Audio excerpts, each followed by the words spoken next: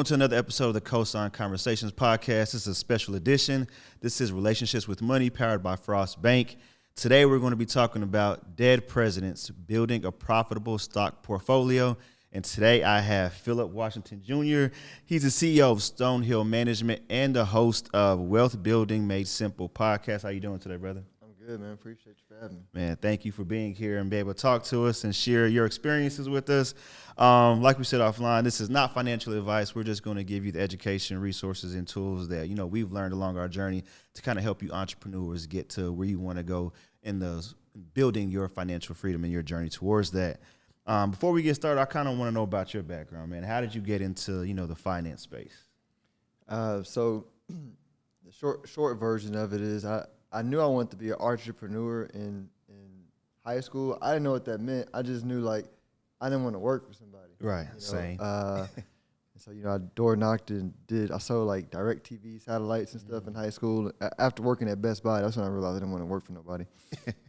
And so then, and I was a disciplined student, so I got A's and B's. But my dad was like, all right, you got to go to college. And I was like, I don't want to go to college. Right. They work for somebody. I just said I want to be an entrepreneur, so what can I learn from them? For sure. He's like, go to college. And I was like, cool, whatever, because he had never steered me wrong. So I was like, I trust him. So I went to college, and I was looking around, and I was like, well, man, what am I going to study? And my dad lost his job my freshman year, and that put a financial hardship on the family. I had to financially be on my own, which was a blessing. But I was like, well, listen, I can go to my pops for anything in the world and learn, but I can't go learn money from him. So while I'm here, I might as well get a finance degree and learn about money. Okay. So that's what introduced me to money and finances and all that kind of stuff. So, and then learn, hey, you can build a business, helping people learn about money, which is perfect. Definitely. So this is the Relationships with Money podcast. So that kind of introduces us to that segment. So you learned about money through college, through education in college, or was it hands-on learning that you kind of trial and error while you were in school dealing with, financial hardships? Yeah, I would say there's knowledge and there's wisdom. Okay. And so knowledge is ephemeral. Knowledge is like 100 years ago, they used to bleed people out to cure them of different diseases. Mm-hmm. Now we infuse people with blood. 100 years from now, we're going to do something different because knowledge is ephemeral. Knowledge changes based on the generations. Gotcha. But wisdom is eternal. Okay. You know what I mean? So a lot of what you learn in school is ephemeral.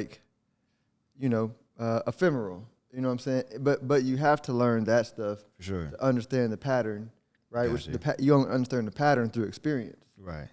And so the school stuff was good to start me on my journey. Right. But through experience, okay, I developed what I learned about money, right? And experience was applying it wrong and rightly. What I'm saying? Yeah, for sure. Learning from other people, talking to other people, getting in the industry, right? And a lot of people, believe it or not, most financial advisors don't know what they're talking about. A lot. And that's not a knock. I'm saying right. you have training programs from companies that are 130 years old, right? So from the experience of the company is what they're selling, right?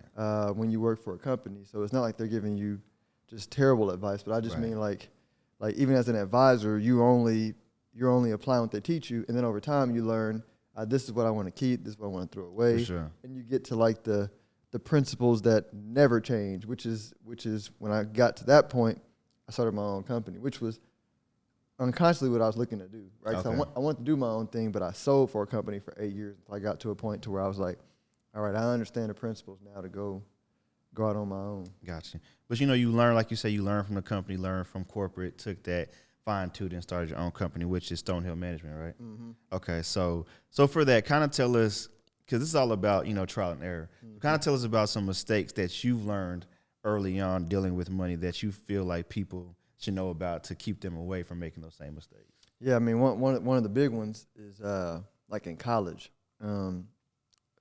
they would have I didn't have any money, so they would have these pizza parties. I'm not gonna put the company, but different credit card companies would have these pizza parties, and they would give you T-shirts and food, and they'd be like, hey, if you sign up for the credit card, whatever, and I'd be like, I'm gonna game the system, so I would go in, sign up, get a piece of the T-shirt, and a car would come in the mail, and I would throw it in. I would cut it up, throw it in the trash. And I did this for like 4.5 years in college, like anytime I could. So then I graduate, and when I say I sold for a company, I was 100% commission. So I was a sole proprietor. Okay. So I went to go apply for a business line of credit because I had to hire staff and all that. Right. And it was Frost Bank. This is why I'm loyal to Frost Bank, and while I'm still a customer, it was a mentor of mine.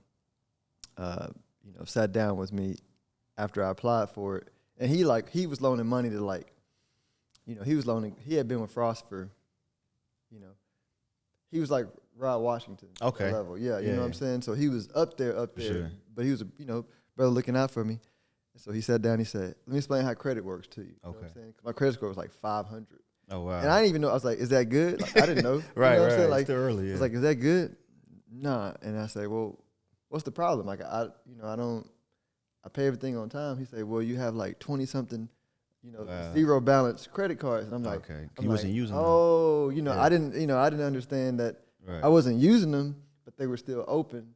Right. And so that was like a lesson on like credit. Gotcha. I got the line of credit, Okay. because he understood my character. He was like, oh, I know this kid.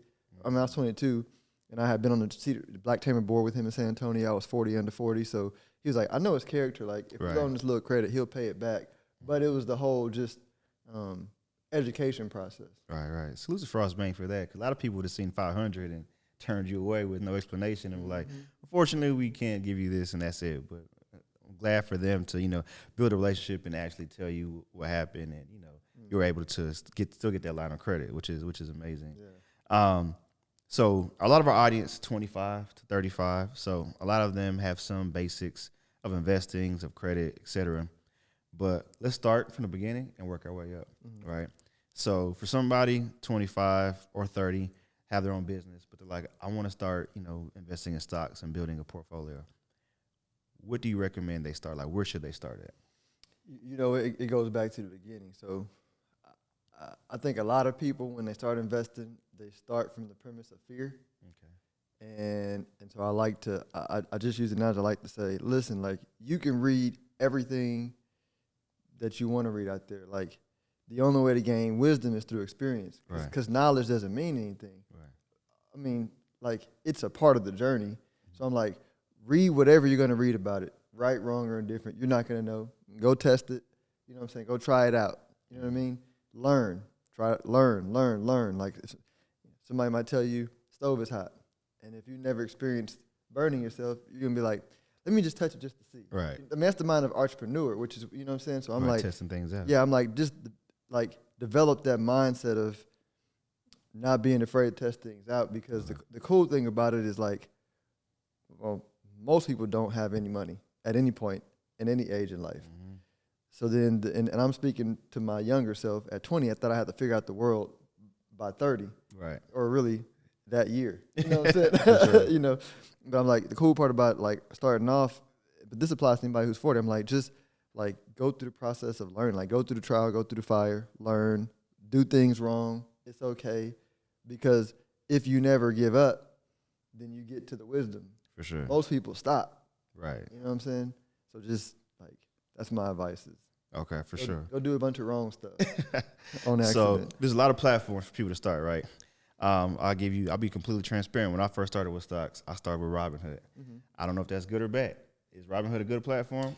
I actually own some Bitcoin on their platform only because I needed to taste and test what everybody was. Okay. Like, everybody had a Robinhood account. I was like, well, listen, like, before I get a judgment on it, let me just bought some Bitcoin on it. I think Robinhood over the long term, like, I like to apply investments platform people. I talked to my client the other day. The world judges 20-year-olds, right? I say everybody, this is the Frost event, but I'm gonna be real. I'm gonna say this is a real conversation. I said, listen, like, 20-year-olds bring the new fashion into the world. Like, 20-year-old brings the new ideas into the world. Like, 20-year-olds of every generation. Like, 20-year-olds are just the youthful energy, like, of life. Sure. You know what I'm saying? Like, and so I'm saying that to say, I think I had a point on it. I was going somewhere. before I gave my preface, but like 20 is the age of like life, but also the age that everybody judges 20-year-olds. Right. Like the whole world just judges them, and they go blah blah blah. And my perspective is, if you don't judge them, and then you just observe them, it's gonna give you a lot of insight into like where the world is going. So here's my point on Robinhood. Like 20-year-olds embrace Robinhood. Right. So I had to go experience it because I was like, listen, like 20-year-olds are smarter than 60-year-olds. You know, wisdom is everything, and wisdom is the balance of youth and experience. Okay. You know what I'm saying? Yeah. And so I think 20 years from now, Robinhood is going to be very similar to what Schwab is to the boomer generation. Okay. Right? But right now, like, I don't like to judge Robinhood based on it being 20, because we all did dumb stuff when we were 20. Right. That's just part of the, you know what I'm saying? It makes sense. But for the long term, like I've been told, like you might want to get like, you know, an E-Trade account or a Schwab. I guess just because the way the platform is set up, or I don't know if it's more reputable, but is that something you kind of tell your clients, like it's okay to have Robinhood, but for the long term, make sure you're also using X, Y, and Z? Yeah, I mean, maybe, right? It goes back to like, so here's another good quote. Andrew Carnegie once said, when he was 60, he was rich, obviously. He said, I only go into business with 35-year-olds. And I read this like 20 years ago. I didn't know what he was talking about. Right. And then one day I turned 35 and I say, I got it. like what he meant was like in 20, you're inexperienced, right?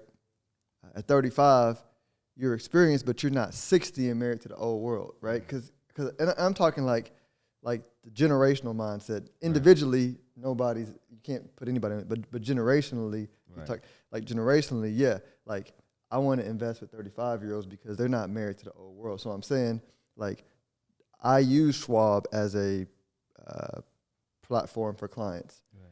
But Schwab has a lot of stuff that some of the newer platforms don't have. And once these new platforms become 35, from an experience standpoint, you know what I'm saying? Like, if Frost hasn't evolved, then we may have to part ways in our institutional relationship. You know what I mean? Gotcha. And typically what happens is the Schwabs of the world don't change.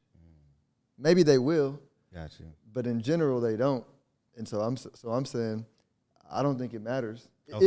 If you're getting what you need from the platform, you know, everything else is other people's judgment, which doesn't matter. Right. Yeah. You might go to a networking event and you may say, I have a Fidelity account, blah, blah, blah, blah. And you may say, I got Robinhood. And the only people who judge you are people who don't have real wealth. They might have money. Right. You know what I'm saying? But a lot of them won't. Like a lot of them don't even have the money. Right. You know what I'm saying? Like the entrepreneurs, the ones that are balance wisdom and youth, they're like, I get it. Yeah, you making it happen regardless. Yeah. Nah, for sure. So, I mean, that kind of brings me up to even just strategy, right? So over my experience, especially with the pandemic, you know, there was a lot of stocks that, you know, really took off. And by the time you realize that, it was too late because they already happened. So somebody always said that, somebody once said, invest in what you use every day, right? So for me, that would be, you know, Apple, Nike. I'm just say those two for now. Apple, Nike, and AT&T, right? I use those every day. So for people starting off who may not have a strategy, what kind would you tell them? Would you tell them the same thing, buy what you know? Or would you tell them look into a specific sector and invest in that? Like, what are some good strategies just starting off? Yep. So I would say, A, play. Don't overthink it. But then secondarily, here's like the wisdom that I've learned from my perspective, right? Okay. I like to learn the age of companies, right? Because, and not the literal age, but like the stage of the mindset of the company. Because winter, summer, spring, and fall, or what do they call it? The four elements of creation, like it's all the same pattern. Okay. You know what I'm saying? So it's all like winter, summer, spring, fall. And what I'm saying is like, I don't want to invest in a company that has the mindset of winter. So from my perspective, one of the companies you mentioned is a winter type company. Right. You know what I mean? Because you can look at it from the growth rate. For sure. Right? Are they growing above the inflation rate? Mm-hmm. right? Another example of how many 20-year-olds want to work for the company. You understand what I'm saying? Yeah. How many 20-year-olds want to work for the company? Right. That's a really good indicator. You know what I'm saying? How let's look at the management. Like, are they judging 20-year-olds? Are they relatively early, or are they trying to play catch up? Right. I don't want to, you know what I'm saying? Like, and so I like to invest in the companies that are 35 years old in mentality. Okay. You know what I mean? That makes sense. So those companies, for me, to give an example, are like the Robinhood is approaching 30. Right. You know what I'm saying? Like, I like Robinhood. I have a client before this. He's a very successful partner of a law firm, makes tons of money, right? A few $1 million. I've helped him evolve to take more risk because he's first generation African American with money. So he's, right. You know what I'm saying? Like, just nervous about. Not for sure. Yeah, he don't want to make him, you know what I'm saying? So I evolved him, got him taking more risks. And so, Kathy Wood, I'm a huge fan of Kathy Wood's art funds because like she is a balance of wisdom. She's been doing this stuff since the 70s. She balances wisdom with experience, or youth with experience, right? Because her team is all on the forefronts of this. And gotcha. so you look at the DNA makeup, you look at the company she picks, she's picking the right bets. Like, she's picking the Coinbases, the Robinhoods, she owns some Bitcoin, she owns the Spotify, she owns the Shopify, right? And just like youth, right, the valuations of those companies will undershoot and overshoot, right, as they're figuring out balance, but like the long-term trajectory is like, I don't invest for a month time frame, or you're like, everything that you read and the people that sell courses and all that kind of stuff are going to tell you can trade in the short term. Right. It's like reason why people do crack. Like, you know what I'm saying? It's a short term. It's a short term fix. Yeah, but I'm just saying, like, the long term fix is meditate. Right. Like, if you want to escape your world, meditate. Right. And exercise and take care of your body. Right. If you want a short term fix, do drugs. No judgment. I'm not, you know what I'm saying? Like, no judgment. You got to go through that to learn. But I'm just saying, like, crack is the short term fix. Right. Like, which, it's why Lotto makes so much money every single year. People want to get rich without the experience of the fire. Yeah, you have to go through the fire. Right. Like, nothing in life that's worthwhile you can get without the fire. You know what I'm saying? And so I'm like, bet on the youth. For sure. You know what I'm saying? So that I mean, I hope that helped. Nah, for I sure. tried to go real high level, but I mean, but if you can understand the mindset and find the companies that are 35, like, that's where I like to invest. Right. You brought up a good point about the funds, right? So, like I said, some people are basic intermediate. So let's kind of give them some information. So is there a difference between like ETFs and mutual funds? Big difference. Okay, so what's the difference between ETFs and mutual funds? So, like, a mutual fund, I mean, I'm going to go high level, then we can go technical. Okay.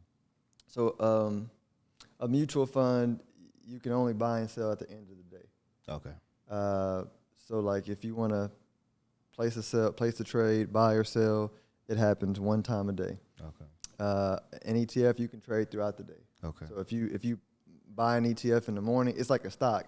You can, like, sell it in the morning if For you want sure. to.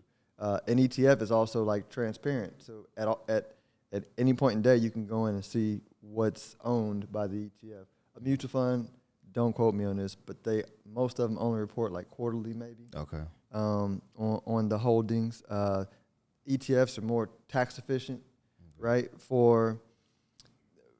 In a way that I don't know how to explain simply, so I won't explain it right now. But it's more tax efficient. Okay. Than a mutual fund in general. Okay. And in general, it's a lower cost way. Entry point. Yeah, to get a basket of funds. Okay. It's significant. So, like, at the wealth manager, where I don't Stonehill Wealth Management, like, we don't sell products, right? We manage money for a fee. Okay. And so I look to lower the cost of the portfolio for clients. So I like to use ETFs because it's a lower cost way to get a diversified portfolio. Right. That makes sense. Let's talk about that, because I feel like people get to a point where, like, okay, when should, I work with an advisor, or when should I hire somebody? Is there like a certain amount of wealth they need to accumulate before they work with someone like you? Or what's like a good area, a space to how much money they need to have saved or be able to invest, for it to make sense? Yeah, so wealth managers in general, like we're gonna have a higher minimum. Like for me personally, if somebody doesn't have, and there's a lot of factors, but you know, at least 250 for us to begin the conversation, right? And then I got to know like where's the mindset, Right. You know, because just like I'm looking for long-term investments, I'm looking for long-term investors. You know what I'm saying? So, so that 250 minimum is like a minimum for wealth managers. I mean, a lot of the more experienced counterparts are $1 million.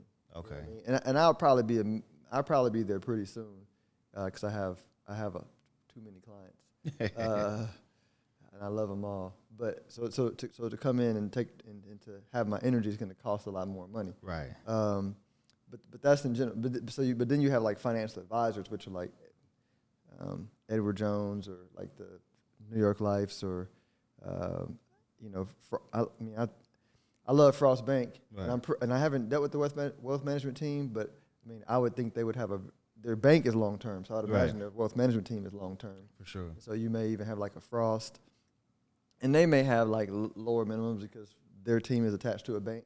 Right. So those are some options, and nowadays you also have companies like Betterment Wealthfront. Okay. Where they I mean, and I like them for those who are starting out, because if you go to like a company, I always ask, how do you get paid? Because they get paid by commission. Knowing what I know today, I would not do it a commission-based salesperson. Okay. Because I would not put the products that they get paid on in any of my clients' portfolios, knowing what I know, because they're just too expensive. But in order to get it sold, they got to pay their products that pay people. Okay. And again, no judgment on that. Like, if there's some great people in that space that can help. I'm just saying, but I know now, so I wouldn't go that route. Gotcha. And I used to do that, you know, before I understood. But Betterment and Wealthfront, they're wealth management companies, but you pay a lower cost, but you don't get the one-on-one hand holding. But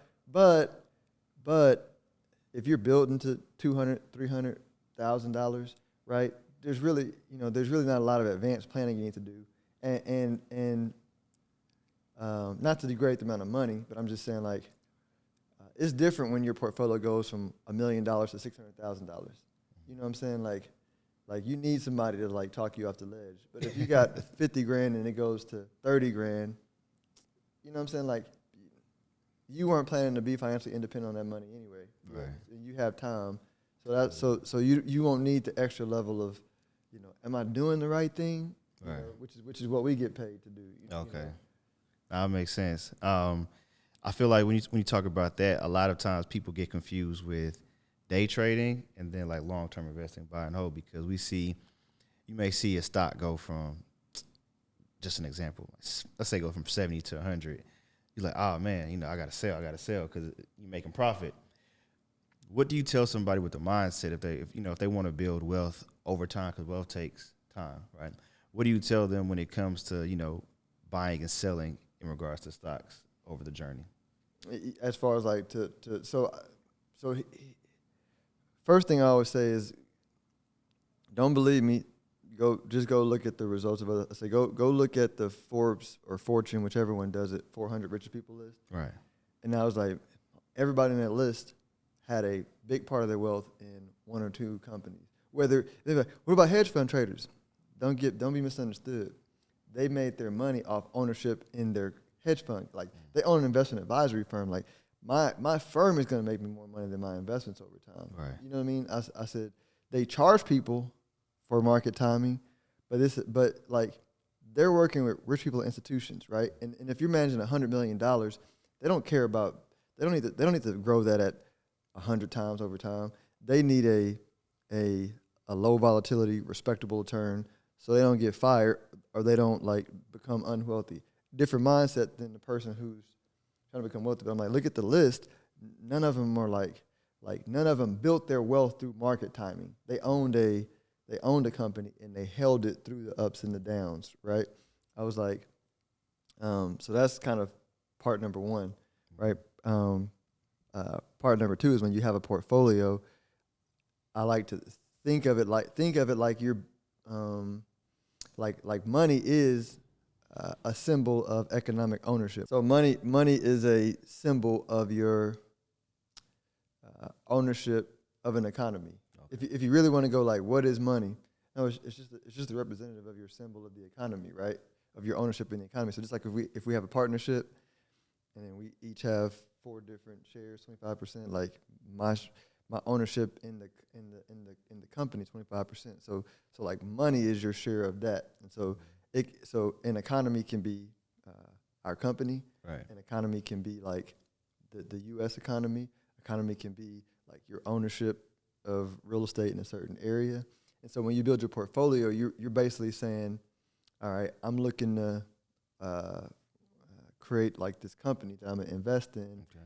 And if they're coming to me, then they're saying, I want to be diversified, so I don't want any big bets. So, so diversification basically says, I'm going to intentionally lower my returns because I'm balancing security with returns. Versus if you want to get real rich, like don't invest with a wealth manager, like go start a company and put all your eggs in that basket. Right. You know what I'm saying? But if you want to like diversify your money, you come to a wealth manager and we say, cool, based on like your risk tolerance, I'm going to build a portfolio that represents an economy, and then we're going to hold it. So we can own 10,000 stocks and bonds across the world as a whole. Right. But I may say, if you're more aggressive, we're going to overweight your portfolio more towards the new economy stuff, the 35-year-olds of the world.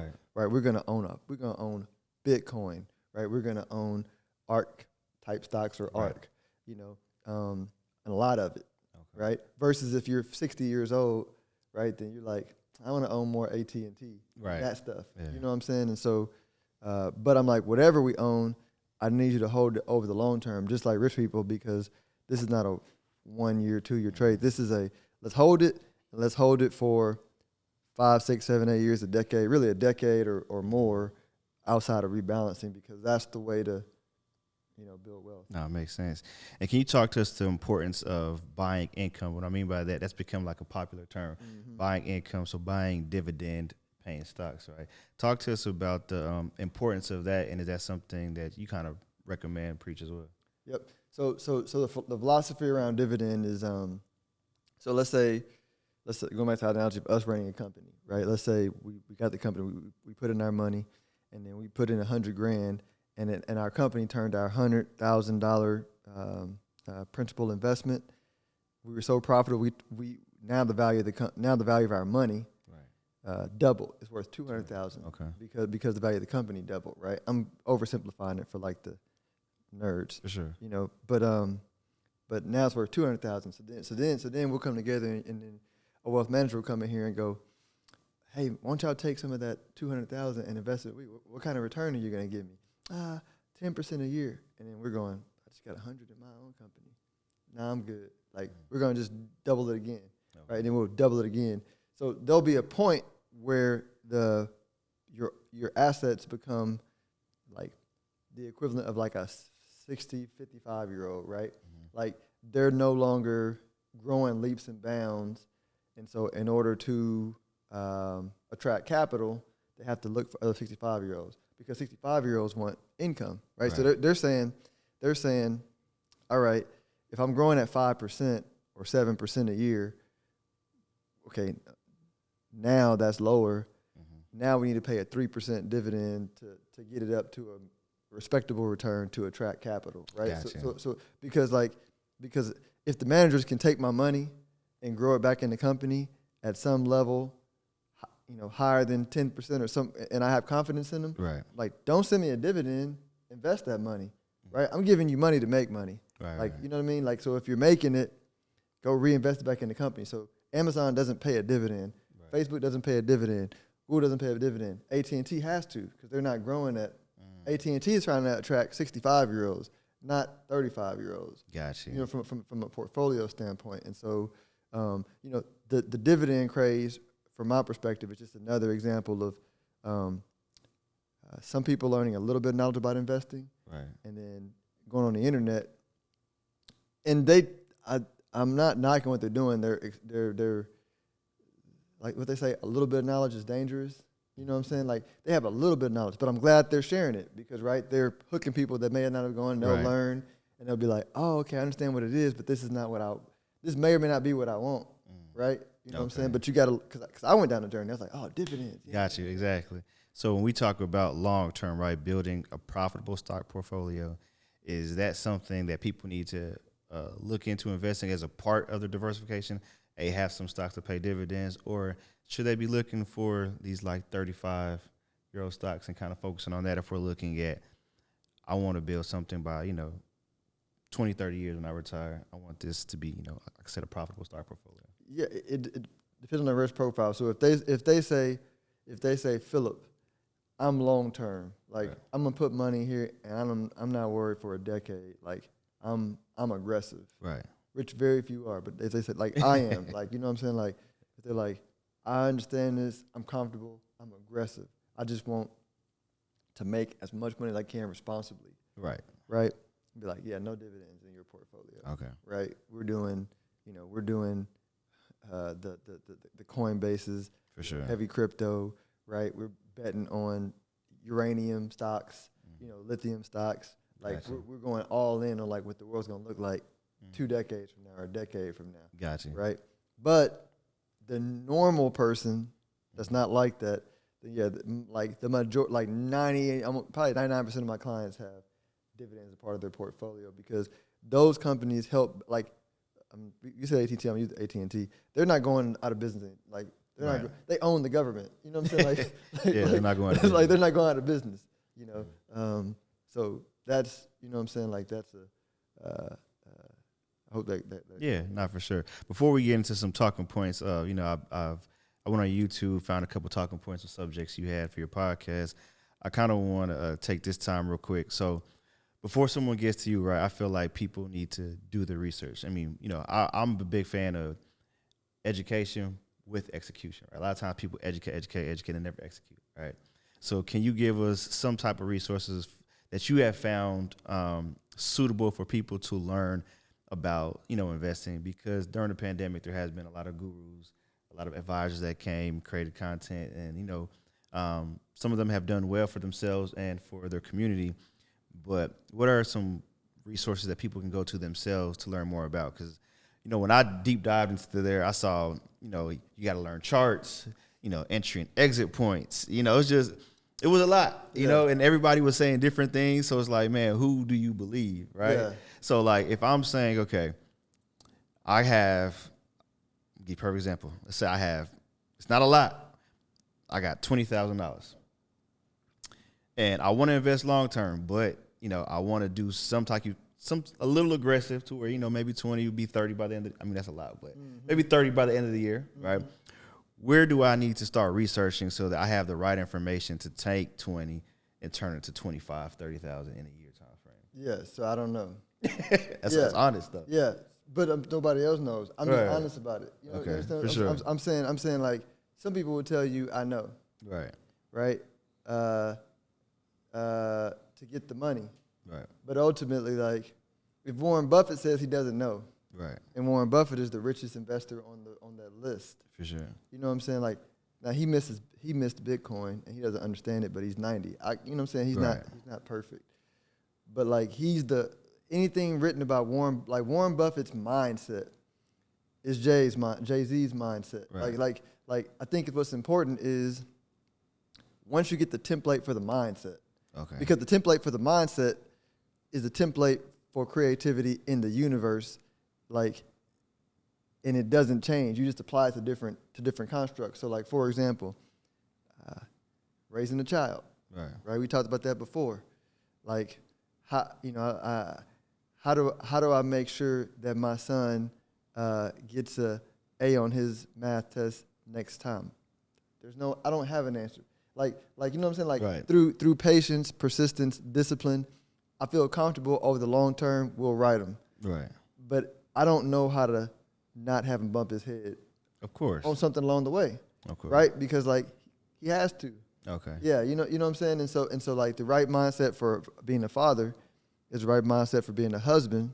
Right? Because that's long term. For sure. You know what I'm saying? It's the right mindset for being for building wealth. I would say I would say the thing that makes people better investors than others sooner is the non-resistance to that truth, right? So meaning like a lot of people they have a poverty mindset, and that's the problem. Like no matter what facts I give them, they're going to process it through a poverty mindset. They're going to go, but how do I do it now? Listen, you know what I'm saying? Right. I got nothing for you. Like, you know Yeah. what I'm saying? Like once I've been having a conversation and you keep going short term, I'm like, I don't have anything for you, man. There's nothing I can tell you. Gotcha. Like until you fix that, Right. you're going to see what you see. Right, it makes sense. You gotta think long term. So let me ask this in a different way. Then let me say, I know you said the best way is to learn to bump your head to do it, right? But what will 3 things? Not saying like stocks or something, but like 3 things you feel like people should know. Because I'm gonna say this, so like perfect example. I love basketball, right? When I started to play basketball, I had to learn how to dribble. I had to learn how to shoot. I had to learn how to play defense, right? No matter what, you got to learn how to shoot, play defense, and dribble, right? No matter what level you're on, even if you're a big man, you got to shoot and play defense, right?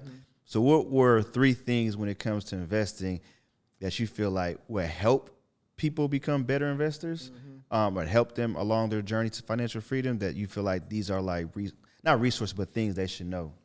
Yeah, so I'm trying to give a different answer that will advance people's learning process. Right, okay. But his problem is it's not the answer that everybody's going to be ready to hear. Okay. So I'm going to say this, and some people are going to be like, F him. Right? Because I did that to people looking back on it. Some stuff that Warren Buffett said, I'd be like, what is this old dude talking about? Okay. Like, going back to the basketball analogy, right? Or I fight. Like, I fight. Like, so I've had three Muay Thai fights, won them all. A lot, my gym is around the corner. People come through. They, a lot of guys want to get some work because my coach keep talking me up and whatever. So, but like if you looked at the technique, it's just 8 limbs. Like it's elbows, knees, punches, kicks, right? It's not, and everybody can learn how to dribble or kick or do whatever. Right. There's people in there that have been doing it longer for me that have better technique than me. Right. Like my advantage is my mindset, right? Because same thing I do in investing, don't panic. You know what I'm saying? Like if somebody hits me with something, no panic. I'm patient. I stay, because y'all, I mean, we're all men here. Like men understand, the alpha males do with the most calmest energy in all situations. They typically lead the pack. You know what I'm saying? So from an investment standpoint, the best thing to do is learn how to manage your mindset. Learn how to think long term so you can remain calm. Have faith in the future, right? Understand the principle that 20-year-olds and their ideas will grow and become 50-year-olds, and with the growth of those ideas come the growth of your money, right? Understand the 50-year-olds today that are judging the 20-year-olds are going to die. You know what I'm saying? Like their system and their being, right? Not their being, but their life. Their representative. But I'm saying to say that's the secret. Like I wish I would have known that when I got started, because I just put everything into like Apple. Like had I understood this then, like I just put half my net worth in Apple. Because you know what I'm saying. But the industry, like the knowledge of the industry said, right, buy dividends. You know what I'm saying? Like I see what you're saying. Now. Yeah, it's full circle. Yeah, but I had to break through all that. Yeah, it really is mindset, because that was my issue. Was I was listening to too many gurus. I was like, man, okay, they got rich. Let me do what they did. Oh, but he has a lot of people following him, and he's telling them to, buy dividend stocks. Oh, but they're saying, invest in Bitcoin, Ethereum. So I'm all over the place, and I'm making little money, but I'm spread too thin, right? Because my mindset was like, I don't want to lose money, right? Not knowing that you have to go through that. You have to go through the red to get to green. Like it's all a part of the process. And that goes into what we were saying earlier, like mental health and money. You talked a lot about mindset. I feel like a lot of people come into investing are afraid to lose because they think of it as almost like a scam. Like they don't really think of it as, hey, I'm buying a portion of this company. They're looking at, okay, I invest $100, I need to see 200. But if it goes down to 75, oh, let me sell because I don't want to lose any more of my money. But like you said, if you don't panic, it'll go to 100, 75 to 60. And then over time, it'll go back to 80, 90, 105, 120. But you sold at 75. Yeah. So you don't lose until you sell. You don't lose until you sell. Well, and here's the other thing, man, too, that I think, and I'm speaking as I think my industry is old. Like, I think the newer generation that are just getting started, if they trust their intuition, they're smarter than the experts. Right.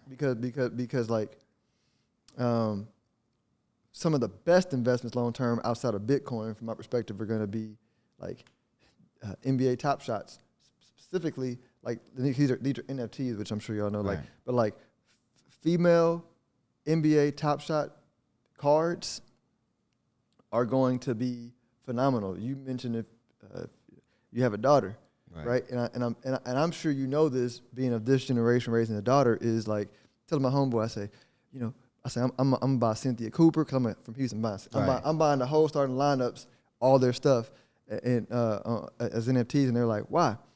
I said, because like our generation is gonna grow up and experience that women, at least half the women are better than men in basketball. At least half. They're gonna be like straight up, yeah, never gonna happen. That's what white people said about black people.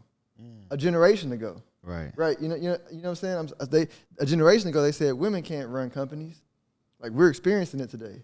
Right. So I'm saying like the NFTs, like the shoe trading, like it's a lot of 20-year-olds making money investing in non-traditional stuff. You know what I'm saying? Like what you're doing here with the podcasting and everything, this, from my perspective, looking into the future, is going to be better than any stock portfolio that you buy, reinvesting all your money into this. Because this is podcasting and content creation is hip hop pre-Def Jam. In the context of, you know what I'm saying? Right. In the context of where it is. Like, people are like, I'm late.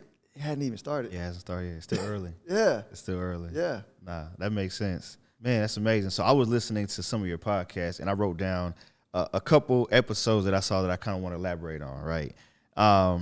One, you spoke about money won't make you feel secure financially. Can you elaborate on that? Yeah, so I use it like love, right? So and wife and I, we're going to be on a marriage podcast. We're going to talk about this, so I'm safe to talk about it. But it's like going back to experience, like when I got married, I was lucky to have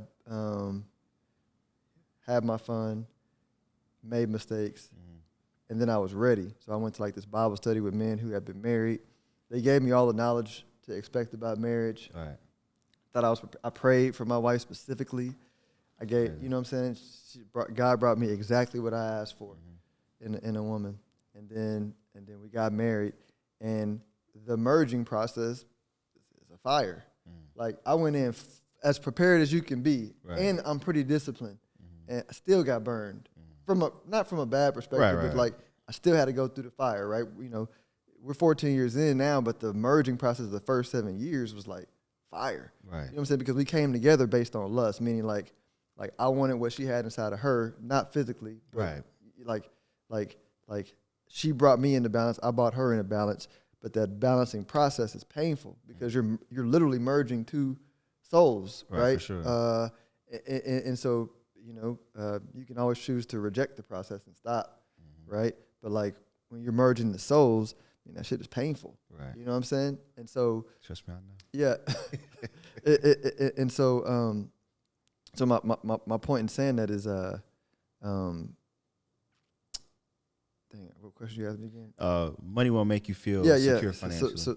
So what I grew to learn, and what we both grew to learn was, if I carry all the love I need within myself first, then it doesn't matter who you put in front of me. You know what I'm saying? Like I love the heck out of myself. Right. I don't need her love. Now when she chooses to give it to me as a gift, it's appreciated. But like, you know what I'm saying? Like a lot of the conflict in anything comes from when you don't have it in yourself and you're seeking it externally. Right. Makes sense. So like it's a lot like a lot of people who you have a lot of money, people think are happy, like the majority of them are not happy because they thought the money would bring them, you know what I'm saying, what they were looking. But if you But if you have the wealth inside yourself, like I've been wealthy for a long time, like mentally, and you know what I'm saying, like from a long time mentally, and it takes time to express itself on this plane. You know what I'm saying? That's why some people, like initially look down on Kanye, right? Until he shows you, yeah, you know what I'm saying, or they look down on Elon Musk until what he believed expressed itself. It takes time, right? You know what I'm saying, and so that's, I think that's what it is just if you have it here, right, then it don't, like, whether it's 10 million, 100 million, negative 10 million, you're like, well, that's not my piece anyway. Like my piece is like, my wealth is here, and I just understand that like this plane right here is not reality. Like this is secondary. This is the shadow.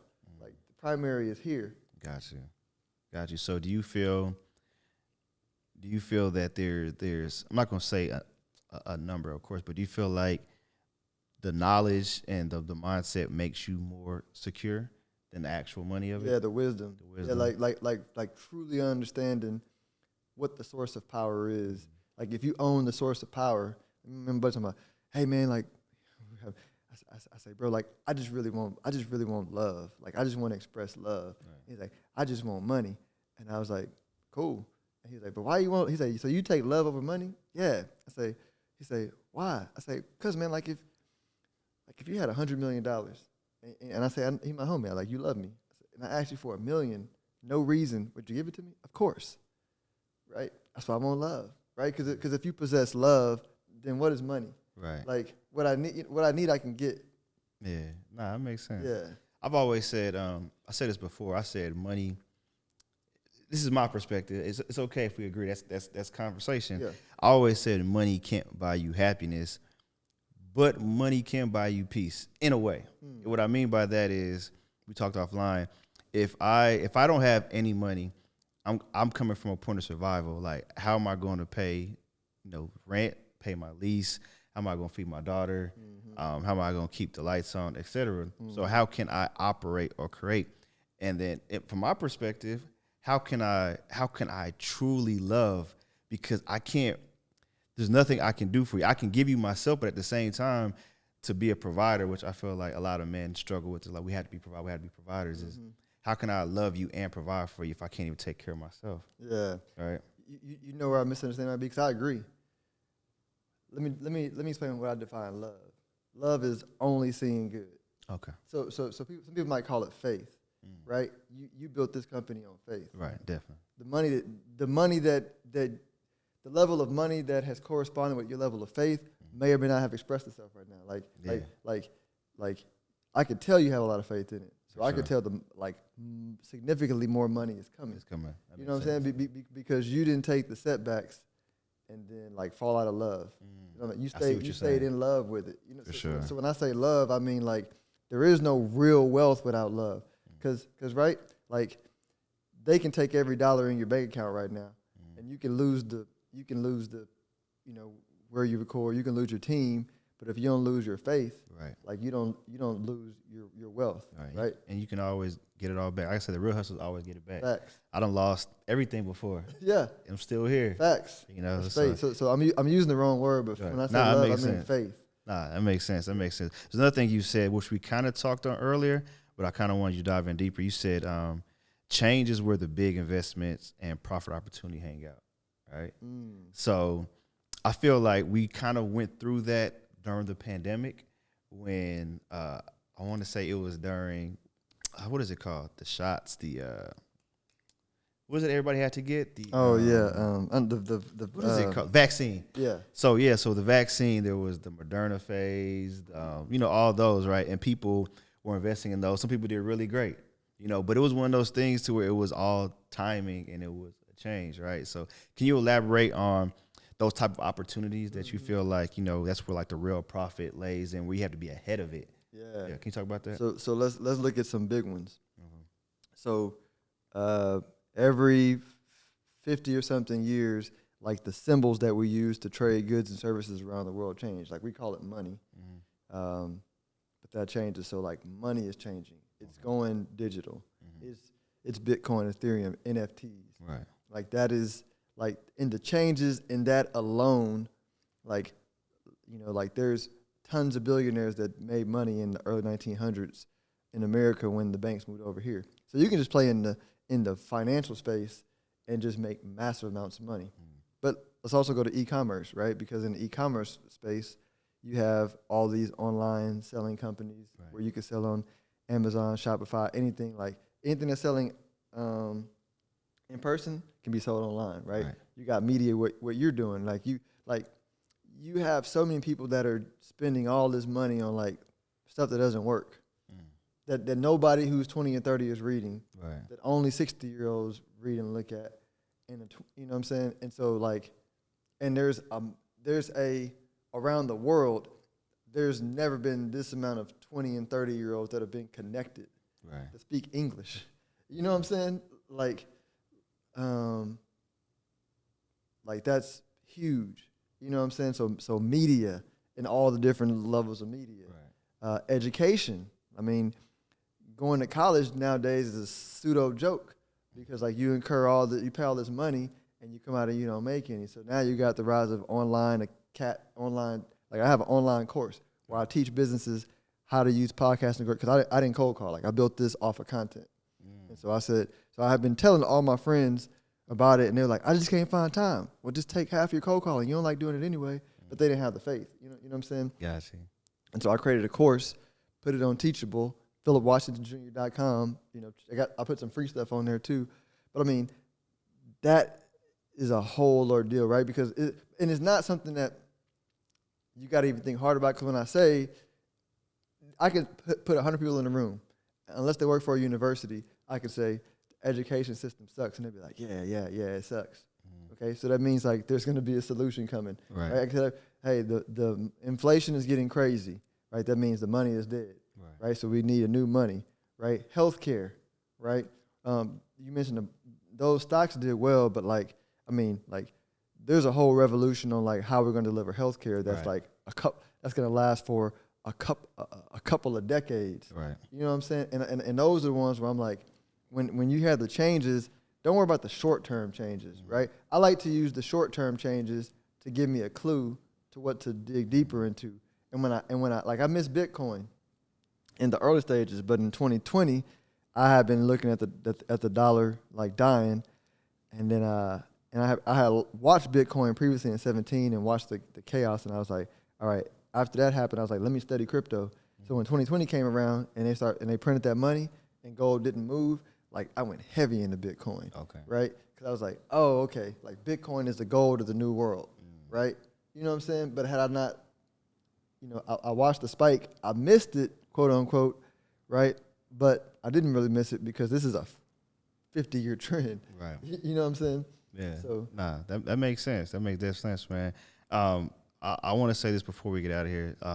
So when it comes to like investing, there's so many different ways to do it. We talked about, long term, which I agree on, definitely the goal. That's definitely people should look into. But you also mentioned when you looked at like, the crypto chart, right? I just want to give people like something, like some type of indicator. Okay. You know what I'm saying? Yeah. Because when they look at it, like I can't even think off the top of my head, but there's so many different metrics people go by when it comes to looking at something. So just so they can get comfortable, like what would you say are some type of like indicators they should look at to let them know if this stock or Bitcoin or something is in a great, buying area? Exactly. Yeah. So 200-day moving average, but it's going to be the reverse of what traders tell you. Okay. So if you believe in the long-term story of it, and Bitcoin or anything that you own and that you believe is 35-year-olds and is age, when it drops below the 200-day moving average, begin buying the crap out of it. Okay. Right, which is the reverse. People say, I don't buy it. No. If you're buying it, if it's long term, like this is when it's relatively cheap. Gotcha. Right, and so what Warren Buffett does is like the reverse. Like, when traders say buy above it. Warren Buffett's like, I'm gonna start buying oil and gas and all that kind of stuff when it's below, below the average valuation, right? Because everything goes in cycle. Right. And so that's like a maybe what the nugget that I think help people. Yeah, nah, for sure. Because like I said, we talk about mentality. A lot of people buy in a scarce mentality, so they buy the fear of missing out. Mm-hmm. So when things are going up Tesla was going crazy. They're like, oh, I got to get in. I got to get in. Tesla, $800. I got to get in. You should have been buying Tesla when it was like at $300-$400, you know? Yeah. Now it's at $800. I mean, I know they did like the stock split, but that's when we buy. We buy in the fear of missing out. We hear the stories of people of it keep going up, and then we buy, but it's already past that average. So what would you tell? What would you tell people at that point? I know the honest answer or the common answer is wait, but so many people don't want to miss out on opportunities. Yeah. Right? As an investor, what should they be doing when they're seeing it going up? They just wait it out. Like, what would you? If you have the cash buy, because I bought a big chunk of Bitcoin at around the average price of 50, right? And so my overall, so I'm underwater on a big chunk of what I invested, but I didn't care because my perspective on Bitcoin was I'm buying Bitcoin at the price of 1 million in my mind. You know what I'm saying? Like it's undervalued relative to being worth $1 million, right? Which I can go into the valuation, but I just like you understand media, I'm a finance guy. So I'm like, I know the nuts and bolts of finance. Right. Like I know how it works.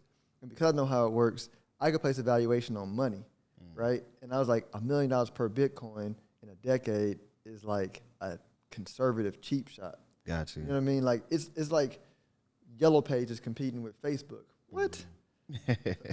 Facebook's gonna murder the Yellow Pages. For sure. Yeah. Nah, definitely. Okay. Of course, before we got, people could definitely, tap into, the Wealth Building Made Simple podcast.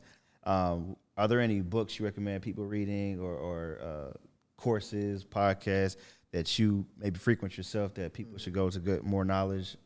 Yeah, I think I would read anything and everything that about Warren Buffett. Okay. And I think if you want to like nerd out on economics, it's pretty heady. But if you really want for the nerds, like read like Ray Dalio's books on economics. Okay. His stuff is, I had to read his stuff over and over again for like 5 years to understand what he was saying. But he's, has a really good template for how the overall economy works. Gotcha. I think he's outdated on what he measures as an economy because when he's missing Bitcoin a little bit because he's thinking they only have to be location based. Right. People like me and you're like, no, like there's economies built online. For sure. Like there's countries being built online. That makes us a Ray Dalio. And I hope I don't get in trouble for asking you this, but like we're not giving financial advice. We're just talking about our experiences and what we've done. I know we talked about ARC, right? I have ARC as well. But before we get out of here, could you give people? It doesn't have to be your top. It doesn't have to be top anything. Yeah. Just a few different ETFs that you recommend just to get started. I feel like that's a safe way to get started, right? So I always tell people what I perceive as the best opportunities that I see in the moment. One man's opinion, right? Okay. Take it or leave it. Like like the biggest holding that I personally have is Bitcoin, right? We own some physical or like that we self-storage ourselves, and then we own two of them. GBTC, and I forget what the other one is. The other one is like a ProShares ETF. So we own those, and those are like the biggest allocation. So that means, in my mind, I think they're going to be biggest risk-adjusted reward over time. ARC is the second biggest holding. There's like this uranium ETS, I believe is URNM. Okay. I like that for the simple fact that when you Democrats, Republicans, young, old, all agree that the long-term best idea is to be more cleaner with our energy, right? They may disagree on like time frames, right? But overall, they're like, we're gonna need to be more clean. All the vehicle people are converting over the EVs. Right. So then you do the work and you go, what's the best, cleanest energy source outside of natural gas, which will help us transition? Nuclear power, right? So what do they need for nuclear power? They need uranium, right? And the whole world just says we're all going to go clean. So if you do the work, right? I always say the collective mind is slow, right? The collective mind is like, in the Bible, talk about the mind of Caesar. Right. It's always slow because it has all generations in it. Gotcha. Right? But if the individual mind, you can move faster if you say, all right, what is the collective mind saying? They're saying we want clean energy. So now you can on your own go, what's the cleanest? Like logically, right? Because they're gonna move through resistance. You know what I'm saying? And then once they get to where you are, you're gonna be like, yeah, I've been owning that for 5 years. Right, while y'all are going through resistance, I ran ahead of you. Gotcha. I ran forward in time. Gotcha. That makes sense. What platform is that on? Because I know some platforms, some options aren't on every platform. Like even when it comes to like crypto, you can't buy everything on, like Robinhood or Coinbase. So are there different platforms you use to purchase different things? Yeah. I use Betterment Institutional and Charles Schwab Institutional for clients, and so the bulk of my assets are on those two platforms. They're my two favorite. Gotcha. Schwab and Betterment. Like I said, I have a Robinhood account. They're cool too. But I like Betterment's my favorite, believe it or not. Okay. Before they did not let you buy individual ETFs. They limited you. At least on the institutional side, you can now. Right. And they're coming out with crypto next year. Okay. Yeah. Nah, that's amazing. And last thing, like I said, this is a relationship with money. I want you to take the time, speak to the audience. We talked a lot about mindset, mental health, motivation, actionable items as well. But just use this time to, talk to the entrepreneur who's in this program, who's just tuning in, and they want to, begin their journey building wealth. One of my favorite quotes is from Jay-Z when he talks about, financial freedom. Financial freedom's our only hope. F, dying rich and living broke. Yeah, or F. Yeah, you said it right. You said it right. You know what I'm saying? So when it comes to that, I just want you to, take the time out to, just tell them, leave them some motivation and gems when it comes to, on their journey of financial freedom. Just what would you tell that person? Like, man, I want to get started, and but I'm just trying to get there. What would you tell that one person? And I would say. The biggest thing is like belief, right? I think a lot of people look at Jay-Z, at Warren Buffett, at anybody who they look up to, and they think, man, they were born with the right genes, or they were born with the right mindset. And I was like, no, like the reality of it is, just like we can rearrange elements to make different whatever you call them, things in science, right? Different combinations to make different things in life. Like we can rearrange our mindset. Like Jay put in the songs, like I like what I become. Like he built that. Right. You know what I'm saying? Like from where he started. Yeah, definitely. You know what I'm saying? Like he started behind even where I started from a mindset of his environment, but he evolved himself. You know what I'm saying? And so like not that nobody is special. Like everybody is equally special, right? Because we contain the power to rearrange our mindset. And so I mean, like I would start with like just believing you can, because once you believe it, and you can call what I call like I don't need. This is what I teach my boys. Like, don't think about the how, right? The way you create is like close your eyes to your environment, imagine what you want. Like if you want money, like imagine yourself with the money. Like don't worry about the how, because if you can believe that, then like coincidences will start happening. But they're not coincidences. Like, you know what I'm saying? They're not like from a human mindset, we think in reverse. Like we think the world goes this way. But I'm like, no. We're the cause based on like what we set forth with our beliefs. So like it really goes like this. Like we declare, and I'm not a religious person, but I feel like people misinterpret scripture. And the scripture's not speaking about like the physical world. It's speaking about like the soul world. And it's saying like God declared it, right? And then it came to be. Like so but it's talking to it's ourselves talking to ourselves, saying, now this is your power, like declare it. Let me work it out. You know, the me being like the subjective part of me that doesn't comprehend at this human level. You know what I'm saying? Nah, that makes sense. I can't remember the scripture. My mom always told me there's one scripture. It might have been Mark something, but it was like, if you believe it,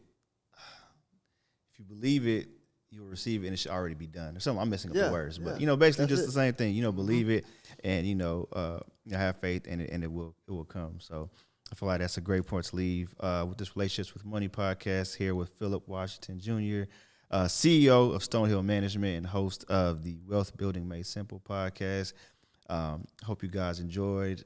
Please like, share, comment, subscribe, tune in, leave questions in the comments. Hopefully myself or, we can get Phillip to answer a couple. But yeah, I hope y'all guys enjoyed the podcast. Until next time, y'all take it easy.